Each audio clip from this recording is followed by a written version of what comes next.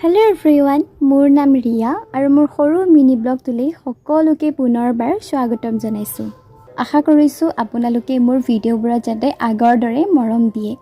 এয়া ৰাতিপুৱা শুই উঠি প্ৰথমতে ৰুমৰ বিছনাখন পাৰিলো, তাৰ পিছতে একাপ চাহ খাই এয়া মোৰ ক্লাছৰ কেইটামান কাম আছে সেইকেইটা কৰিবলৈ বহিলো।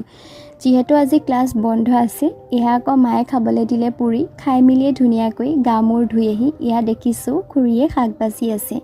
তেনেকুৱাতে এয়া মোৰ পাৰ্চেল এটাও আহিলে, সেইটো আনিবলৈ গ'লো।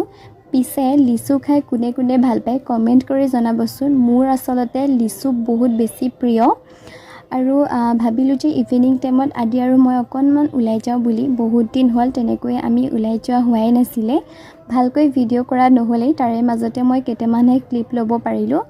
তাতে গৈ আমি কিবা এটা অৰ্ডাৰ দি ধুনীয়াকৈ খালোঁ। আৰু যদি মোৰ চেনেলত নতুনকৈ ভিডিঅ'টো চাই আছে তেনেহ'লে চেনেলটো ছাবস্ক্ৰাইব কৰিব।